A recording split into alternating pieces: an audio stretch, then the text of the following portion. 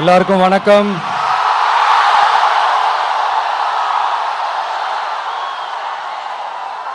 எல்லாரும் எப்படி இருக்கீங்க?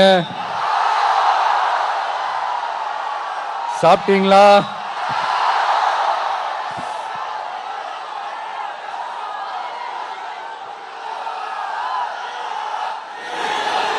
அண்ணா அவர்களுக்கு ஒரு வணக்கம், பெரியார் அவர்களுக்கு ஒரு வணக்கம். இப்ப நான் எந்த மண்ணில் நின்றுட்டு இருக்கிறேன் தெரியுமா? ஆண்டவர் அன்போட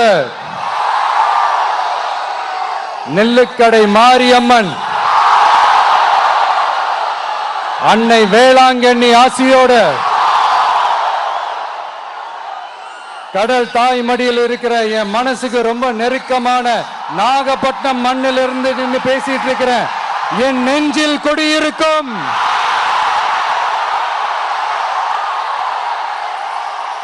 உங்கள் அனைவருக்கும் என்னைக்குமே ஒரு மீனவ நண்பனா இருக்கிற இந்த விஜயோட அன்பு வணக்கங்கள். இந்த கப்பல் இருந்து வந்து இறங்குற இந்த பொருட்களை எல்லாம் விற்கிறதுக்காக அந்த காலத்துல அந்தி கடையெல்லாம் நாகப்பட்டினத்தில் இருக்கும்னு கேள்விப்பட்டிருக்கிறேன். மீன் பிடிக்கிற தொழில், மற்ற தொழில்கள், இந்த விவசாயம், எந்த பக்கம் திரும்பினாலும் எப்படி பார்த்தாலும் உழைக்கிற மக்கள் இருக்கிற ஊர் தான் நம்ம நாகப்பட்டினம் ஊர். மத வேறுபாடே இல்லாத, அனைவருக்கும் பிடித்து போன, மத சார்பின்மைக்கு எடுத்துக்காட்டாக வாழ்ற உங்கள் அனைவருக்கும் மீண்டும் என்னுடைய சிரம் தாழ்ந்த ஸ்பெஷல் வணக்கங்கள். இந்த தமிழ்நாட்டில் இந்த மீன் ஏற்றுமதியில் 2வது இடத்துல இருக்கிறது நம்ம நாகப்பட்டினம் ஹார்பர் தான். ஆனா அங்க நவீன வசதிகளோட இந்த மீன் பதப்படுத்துற இந்த மாடர்ன் தொழிற்சாலைகள்லாம் இல்லை. அது மட்டும் இல்ல, இந்த அடிப்படை வசதிகள் கொண்ட இந்த வீடுகள்லாம் இல்லாம ரொம்ப அதிகமா இந்த குடிசை பகுதிகள் இருக்கிற ஊரும் நம்ம நாகப்பட்டினம் ஊரு தான்.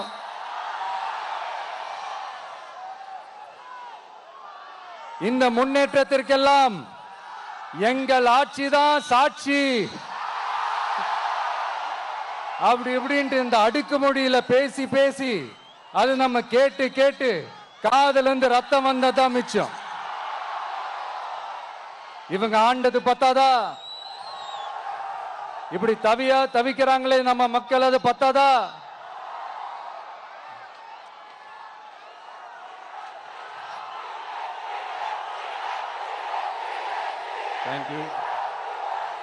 தேங்க்யூ.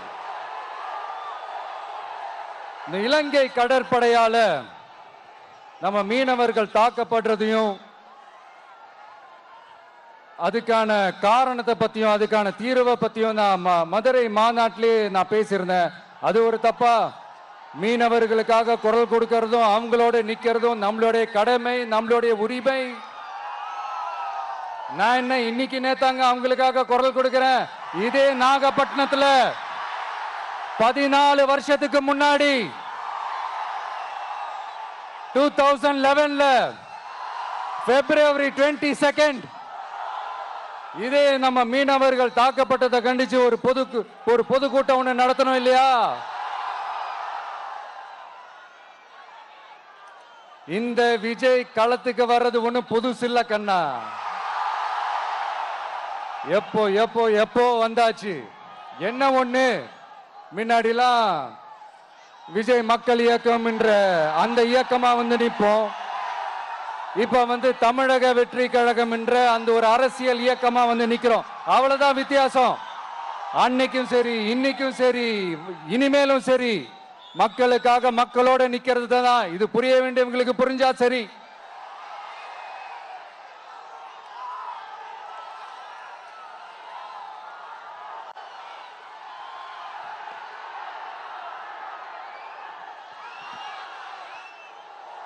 மீனவர்களுக்காக குரல் கொடுக்கிற இதே சமயத்துல நம்ம தொப்புள் கொடி உறவுகளான ஈழத் தமிழர்கள் அவங்க இலங்கையில் இருந்தாலும் உலகத்துல எந்த மூலையில இருந்தாலும் தாய்ப்பாசம் காட்டின தலைவனை இழந்து தவிக்கிற அவங்களுக்காகவும் குரல் கொடுக்கிறது, அவங்களுக்காகவும் நிக்கிறது நம்மளோட கடமை இல்லையா? மீனவர்களோட உயிர் எந்த அளவுக்கு முக்கியமோ அந்த அளவுக்கு ஈழத் தமிழர்களோட அவங்களுடைய கனவுகளும் அவங்களுடைய வாழ்க்கையும் நமக்கு ரொம்ப ரொம்ப முக்கியம்.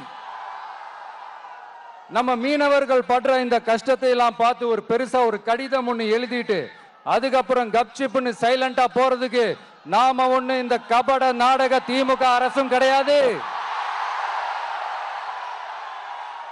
மற்ற மீனவர்கள்னா இந்திய மீனவர்கள், நம்ம மீனவர்கள்னா தமிழக மீனவர்கள். இப்படி பிரிச்சு பார்த்து பேசுறதுக்கு நாம ஒண்ணு பாசிச பாஜக அரசும் கிடையாது. நிரந்தரமான தீர்வு, நிரந்தரமான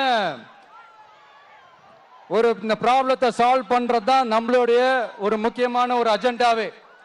சரி, இப்ப நம்ம நாகப்பட்டினம் ஏரியாவுக்கு வருவோம்.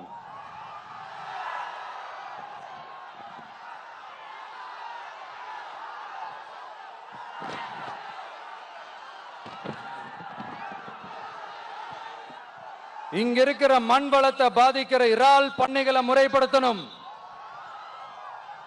அப்பதான் மீனவர்களோட வாழ்வாதாரமும் விவசாயிகளோட வாழ்க்கையும் பாதிக்காம இருக்கும். கடலோர கிராமங்கள்ல மீன் அரிப்புல இருந்து பாதுகாக்கிற அலையாத்தி காடுகளை அழிக்கிறத பத்தி தடுத்து நிறுத்தி அதுக்கு ஒரு வழி பண்ண வேண்டிய அரசாங்கத்துக்கு இதை விட ஒரு முக்கியமான ஒரு வேலை ஒண்ணு இருக்கு. அது என்ன தெரியுமா? சொந்த குடும்பத்தோட வளர்ச்சியும் சொந்த குடும்பத்தோட சுயநலமும் தான் அந்த முக்கியமான வேலை. இங்க இருக்கிற மக்களுக்கு குடிக்க தண்ணி இல்லாம தவிக்கிறாங்க. அதுக்கு தீர்வா காவிரி தண்ணியை கொண்டு வரலாம், மக்களோட தாகத்தை தீர்க்க. கொண்டு வந்தாங்களா? இவ்வளவு பாரம்பரிய கடல் சார்ந்த ஊர்ல ஒரு கவர்மெண்ட் மெரைன் காலேஜ் ஒன்னு கொண்டு வரலாம். கொண்டு வந்தாங்களா? மீன் சம்பந்தமான எந்த தொழிற்சாலையும் அமைக்கல. அமைச்சாங்களா? அட்லீஸ்ட் நிறைய பேருக்கு வேலை வாய்ப்பு கிடைக்கிற மாதிரி தொழில் வளர்த்தியாவது பெருக்கலாம். அதையாவது செஞ்சாங்களா? ஆனா ஒவ்வொரு டைமும் வெளிநாட்டுக்கு டூர் போயிட்டு வர்றப்பெல்லாம் அத்தனை கோடி முதலீடு, இத்தனை கோடி முதலீடுன்னு சிஎம் அவர்கள் சிரிச்சுக்கிட்டே சொல்லுவாரு. சிஎம் சார், மனசை தொட்டு சொல்லுங்க, வெளிநாட்டு முதலீடா இல்ல வெளிநாட்டுல முதலீடா? ஒட்டுமொத்த தமிழ்நாட்டுக்கும் முதலீடா இல்ல உங்க குடும்பத்தோட முதலீடு வெளிநாட்டுக்கு போகுதா? வேளாங்கண்ணி, நாகூர், கோடியக்கரைன்னு இங்க இருக்கிற டூரிஸ்ட் பிளேஸ் எல்லாம் கொஞ்சம் நல்லா டெவலப் பண்ணலாம். பண்ண என்ன குறைஞ்சா போயிடுவீங்க? வேதாரண்யம் பகுதியில் உப்பு ஏற்றுமதி செய்யறதுக்கு வசதியை செஞ்சு கொடுக்கலாம். செஞ்சாங்களா? நாகூர் ஆண்டவர் அரசு மருத்துவமனையில பிரசவம் பார்க்கிற டாக்டரே இல்லையா? நாகப்பட்டினம் புது பஸ் ஸ்டாண்டையாவது சுத்தமா சுகாதாரமா வச்சுக்கிறாங்களா? நாகப்பட்டினம் ரயில்வே ஸ்டேஷன் வேலைகளை சீக்கிரமா முடிச்சு வைக்கலாம். அதையாவது செஞ்சாங்களா? இங்க ஏற்கனவே இருந்த ஸ்டீல் ரோலிங் மில்லையும் ரயில் பெட்டி தயாரிக்கிற தொழிற்சாலை மூடிட்டாங்க. அத மறுபடியும் திறந்தா நிறைய பேருக்கு வேலை வாய்ப்புகள் கிடைக்கும். ஏன் அதை பத்தி யோசிக்கல? மேலக்கோட்டை வாசல் NH மேம்பாலம் கட்டி 50 வருஷம் ஆச்சு. அது சரியா மேம்படுத்தலாம். அதை செஞ்சாங்களா? Thanjavur to Nagapattinam NH road வேலை பல வருஷமா நடக்குது. இன்னும் முடிச்ச பாடே காணும். அதை வேகப்படுத்தி முடிச்சிருக்கலாம். அதையாவது செஞ்சாங்களா? ரொம்ப முக்கியமா நெல்லு மூட்டையெல்லாம் மழை காலத்துல வெள்ளத்துல நனைஞ்சு நம்ம விவசாயிங்க எவ்வளவு வேதனைப்படுறாங்க. அதுக்கு சரியான ஒரு குடவுன் கட்டி தரலாம். அதையாவது கட்டி தந்தாங்களா? எலெக்ஷனுக்கு முன்னாடி திமுக காரங்க வந்து செய்வோம் செய்வோம் செய்வோம் செய்வோம்னு சொன்னாங்களே, செஞ்சாங்களா? இதெல்லாம் எதுவுமே செய்யாம எல்லாத்தையும் செஞ்ச மாதிரியே அதையும் பெரியம்மையா வேற சொல்லுவாங்க இவங்க. நான் வந்து போன வாரம் திருச்சிக்கும் அரியலூர் மாவட்டத்துக்கும் போய் நம்ம மக்களை சந்திக்க போயிருந்தேன். அப்போ பெரம்பலூரும் போக வேண்டியது. அங்க சில ரூல்ஸ் அண்ட் ரெகுலேஷன்ஸ், ஒரு கட்டத்துக்கு அப்புறம் இந்த பஸ்ஸே மூவ் ஆகல. அதுக்கப்புறம் அதை தாண்டி ஒரு டைமுக்கு மேல பேசுறது, சரி அதெல்லாம் விடுங்க. இந்த நேரத்தில் பெரம்பலூர் பகுதி மக்களுக்கு நான் மன்னிப்பு கேட்டுக்கிறேன். சீக்கிரமாவே உங்களை தேடி நான் வருவேன் ஃபார் ஷுவர். நம்ம வந்து இந்த டூர் பிளான், இந்த ஷெட்யூல் போட்டதுக்கு அப்புறம் அது என்னப்பா சனிக்கிழமை சனிக்கிழமை சனிக்கிழமை அப்படின்னு ஒன்று ஸ்டார்ட் ஆச்சு. அது ஒன்றும் இல்லை, உங்க எல்லாரையும் வந்து பார்க்கும்போது உங்களுக்கு எந்த விதமான டிஸ்டர்பன்ஸும் இருந்துடக்கூடாது. முக்கியமா உங்களுடைய வேலைகளுக்கு எந்த விதமான டிஸ்டர்பன்ஸும் இருந்துடக்கூடாது அப்படின்ற ஒரே காரணத்துக்காக தான் இப்படி வீக்கெண்டா பார்த்து இப்படி இந்த பிளானை ஷெட்யூல் பண்ணோம்.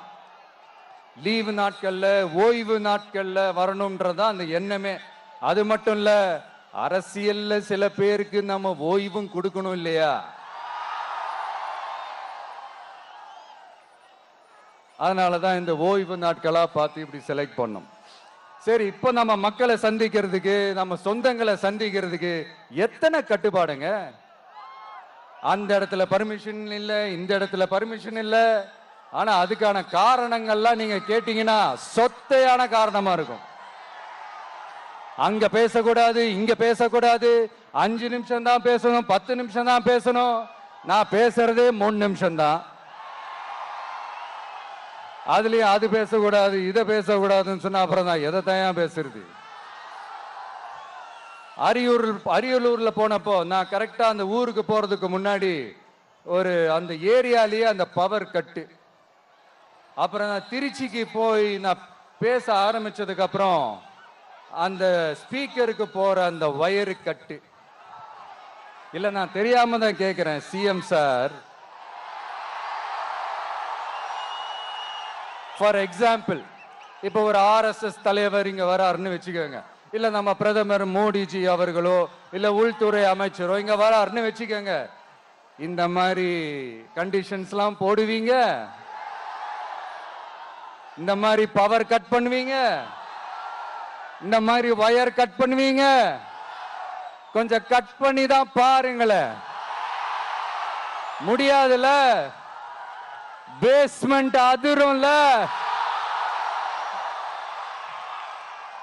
நீங்க தான் மறைமுக உறவுக்காரர்களாச்சே. இதாவது பரவாயில்லைங்க. இதை தாண்டி ஒரு ரூல் ஒண்ணு போட்டாங்க, பஸ்ஸுக்குள்ளேயே இருக்கணுமா, பஸ்ஸை விட்டு வெளியில வரக்கூடாதான், கையை இவ்வளவுதான் தூக்கணுமா, இப்படியே வரணுமா.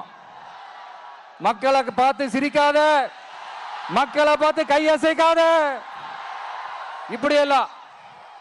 ஐயோ ஐயோ, நானும் என்னவோ ஏதோ நினைச்சேங்க. செம்ம காமெடியா இருக்குங்க. I am just enjoying like anything. நேரடியாவே கேட்கிறேன், சிஎம் சார் மிரட்டி பாக்குறீங்களா?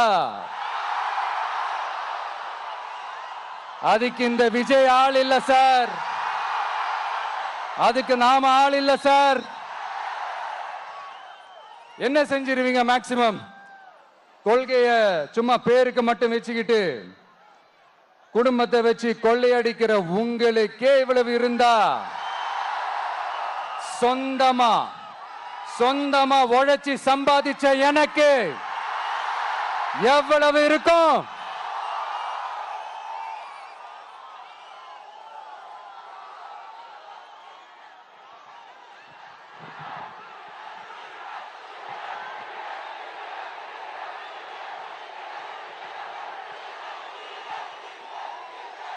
தேங்க்யூ நண்பா. என்ன நாங்க பெருசா கேட்டுவிட்டோம்? மக்கள் வந்து நிம்மதியா ஃப்ரீயா நின்று பார்க்கறதுக்கு ஒரு இடம், அதை நாங்க தேர்வு செஞ்சு அதுக்கு பர்மிஷன் கேட்கிறோம். ஆனா நீங்க என்ன பண்றீங்க? அந்த இடத்தையெல்லாம் விட்டுட்டு நெருக்கடியோட, மக்கள் நெருக்கடியோட எங்கெல்லாம் நிப்பாங்களோ அந்த இடமா பார்த்து செலக்ட் பண்ணி தெரியுங்க. உங்க எண்ணம் தான் என்ன சார்? நான் அவங்கள பார்க்க கூடாது, அவங்களோட பேசக்கூடாது, அவங்க குறைகளை கேட்க கூடாது, அவங்களுக்காக குரல் கொடுக்க கூடாது. என்னதான் சார் உங்க எண்ணம்? சரிங்க சார், ஒரு அரசியல் தலைவன் அப்படின்றதெல்லாம் மறந்துருங்க. ஒரு சாதாரண ஒரு தமிழ்நாட்டு மண்ணோட ஒரு மகனா, ஒரு நம்ம தமிழ் மக்களுடைய ஒரு சொந்தக்காரனா, என் மக்களை, என் குடும்பத்தை, என் சொந்தங்களை நான் பார்க்க போனா என்ன பண்ணுவீங்க? அப்பவும் தடை போடுவீங்களா?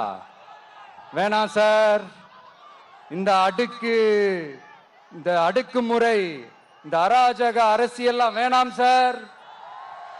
நாம ஒண்ணு இங்க தனியால் இல்லைங்க சார். மாபெரும் மக்கள் சக்தியோட பிரதிநிதிங்க சார்.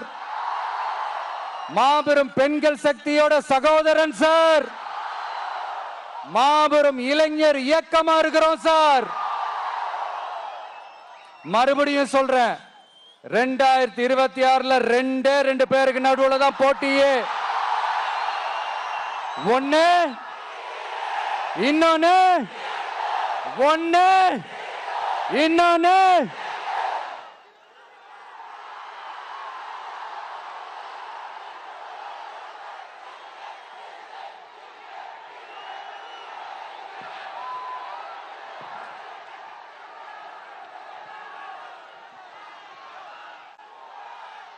இந்த பூச்சாண்டி வேலையெல்லாம் காட்டுறதை விட்டுட்டு தில்லா கெத்தா நேர்மையா எலெக்ஷனை சந்திக்க வாங்க சார். பார்த்துடலாம் சார். கொள்கையை பேருக்கு மட்டும் வச்சுக்கிட்டு குடும்பத்தை வச்சு தமிழ்நாட்டை கொள்ளையடிக்கிற நீங்களா, இல்ல தமிழ்நாட்டில் இருக்கிற ஒவ்வொரு வீட்டுக்குள்ளேயும் ஒருத்தனா இருக்கிற நானா, இந்த விஜயா? பார்த்தலாம் சார். இனிமேலும் இந்த தடைகள்லாம் போட்டீங்கன்னா நான் நேரடியா மக்கள்கிட்டயே பர்மிஷன் கேட்டுருவேன். மக்களே நீங்க சொல்லுங்க, நான் உங்களை பார்க்க வரக்கூடாதா? நான் உங்களோட பேசக்கூடாதா? உங்க குறைகளை நான் கேட்க கூடாதா? உங்களுக்காக நான் குரல் கொடுக்க கூடாதா? இப்படி நமக்கு தடையா போடுறாங்களே, இந்த திமுக அரசு மறுபடியும் ஆட்சிக்கு வரணுமா? உங்க நல்லதுக்காக நம்ம உங்க டிவிக்கு ஆட்சி அமையணுமா? சத்தமா கேட்டுச்சா மை டியர்? ஏன்பா, நான் தான் அப்பவே சொன்னல, அவருக்கு ஆசையா பாசமா கூப்பிட்டா பிடிக்க மாட்டேங்குது. ஏன்பா மறுபடியும்? கேட்டுச்சா சிஎம் சார்?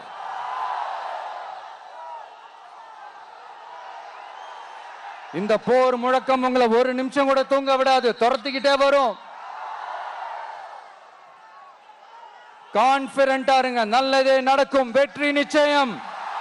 மீண்டும் சந்திக்கும் வரை நன்றி, வணக்கம்.